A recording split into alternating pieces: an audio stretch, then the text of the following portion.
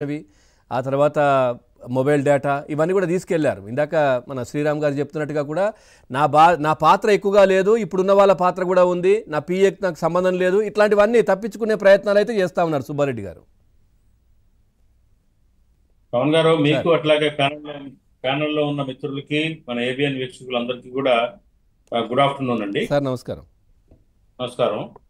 ఇప్పుడు ఏదైతే తిరుమల తిరుపతి దేవస్థానం నెయ్యి ఎత్తి జరిగిందో అది వాస్తవం. దాదాపు 250 కోట్ల రూపాయల ఒక నెయ్యి కొనుగోలు జరిగింది. ఆ నెయ్యి సిఎఫ్టిఆర్ఐ ల్యాబొరేటరీలో టెస్ట్ చేయబడి దాంట్లో మరి కెమికల్స్ అట్లాగే పామాయిల్ అలాంటివన్నీ కూడా ఉన్నాయని చెప్పేసి తేల్చారు. అవును. ఇది వాస్తవం. ఇది ఎవరి హయాంలో జరిగింది? మన వైవి సుబ్బారెడ్డి గారి హయాంలో, ధర్మారెడ్డి గారి హయాంలో ఈ విధానం జరిగింది. దీన్ని కాదనలేని సత్యం ఇది.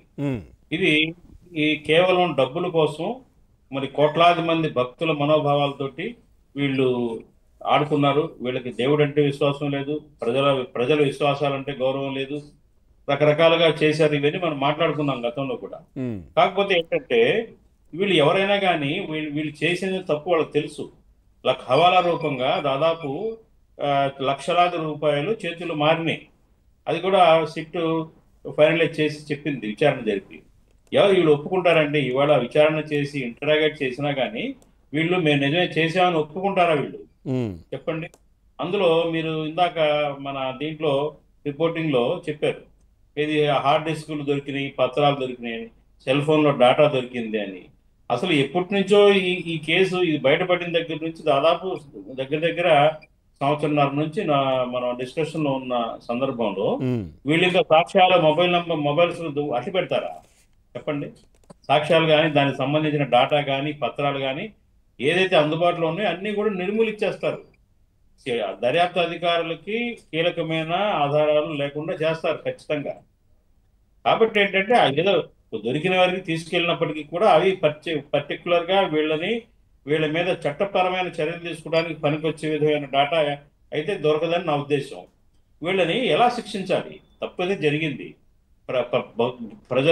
భక్తుల మనోభావాలు దెబ్బతిన్నాయి. చాలా అంతర్జాతీయంగా కూడా అపఖ్యాతి పాలైంది. తిరుమల తిరుపతి దేవస్థానంలో ఉన్న లడ్డు అంటే కళ్ళకు అద్దుకొని ప్రసాదాన్ని పవిత్రంగా స్వీకరిస్తారు ఎవరైనా కానీ. తిరుపతి వెళ్ళి వచ్చిన ఎవరైనా కానీ లడ్డు ఇస్తే ప్రసాదం, తిరుపతి ప్రసాదం అంటే అంత పవిత్రంగా భావిస్తున్న దాన్ని వీళ్ళు చాలా ఘోరంగా, మరి బోలేబాబా కంపెనీ అసలు పాలే కొందు, వెన్నే లేదు, వాళ్ళు ఒక కాయలా పడిపోయిన ఒక డైరీని అద్దెకి తీసుకొని దానిలో ఇదంతా కూడా ఈ కెమికల్ నెయ్యిని తయారు చేసి వీళ్ళు సప్లై చేశారు. అది నిరూపితమైనా కానీ కంటిన్యూ చేయడం అనేది ఇక్కడ పాపం, ఘోరమైన పాపం. ఏం చేశారంటే ల్యాబొరేటరీలో నిరూపితమైంది దీంట్లో అడాల్టరేషన్ జరుగుతుంది నెయ్యిలో అని. అయినప్పటికీ కూడా అదే కాంట్రాక్టర్లను కంటిన్యూ చేయడం, వాళ్ళ దగ్గరే కొనడం అనేది ఇది ఘోరం, చాలా ఘోరం. ఇది శిక్షార్హం. వీళ్ళని క్షమించకూడదండి. ఇప్పుడు దేవుడు శిక్షిస్తాడా లేడా వీళ్ళని తర్వాత విషయం. వీళ్ళని చట్టపరమైన పరిధిలోకి తీసుకెళ్లి ఖచ్చితంగా కఠినమైన శిక్షలు వేయాలి. ఏదో అరెస్ట్ చేసి తర్వాత బెయిల్ మీద తిరుగుతూ చలామణి అయిపోతుంది అలా కాదండి. ఈ ఆధారాలతో సహా పట్టుకొని శిక్షించాలి. చైర్మన్ గా ఉన్న అతనికి బాధ్యత కాబట్టి ఎవరికి ఉంటుందని చెప్పండి. అవును. మార్చాలన్నా ఒక నందిని దగ్గర తీసుకునే నెయ్యిని టెండర్ ని మార్చి, అదే సార్ వితండవాదం అంటే. నేను టర్మ్ నుంచి దిగిపోయిన తర్వాత కూడా ఈ ప్రభుత్వం వచ్చినాక కూడా 2 సార్లు ట్యాంకర్ వచ్చింది అంటే అప్పటికీ ఇంకా ఇది బయటపడలేదు కదా. కాదండి, అది ఇంత ఘోరమైన పాపం చేస్తారని ఎందుకు అనుకుంటారు చెప్పండి? ఎవరు ఊహించరు. అదే కదా. పాపం, లంచాలు తీసుకుంటారు, కమిషన్లు కొట్టుకుంటారు, రాజకీయాల్లో చేరి అక్రమంగా సంపాదిస్తున్నారు అనేది అందరికీ తెలుసు. కానీ దేవుడి దగ్గర కూడా ఈ రకంగా పాపాలు చేస్తారని ఊహించరు కదా. అనుకోలేదు, ఎవరు అనుకోలేదు. కాంట్రాక్ట్ ఏదైతే సప్లై ఉందో అదే సప్లై కంటిన్యూ అయింది వచ్చిన తర్వాత. అంతే తప్ప అది బయటపడిన ఆ రిపోర్ట్ ఏదైతే సిఎఫ్టిఆర్ఐ రిపోర్ట్ బయట ఎందుకు పెట్టలేదు వీళ్ళు? సిఎఫ్టిఆర్ఐ రిపోర్ట్ ఇచ్చింది. ఎప్పుడు ఇచ్చింది? దాదాపు 2022లోనే సిఎఫ్టిఆర్ఐ నుంచి రిపోర్ట్ వచ్చింది అడల్టరేషన్ జరుగుతుందని. దాన్ని ఎందుకు బహిర్గతం చేయలేదు?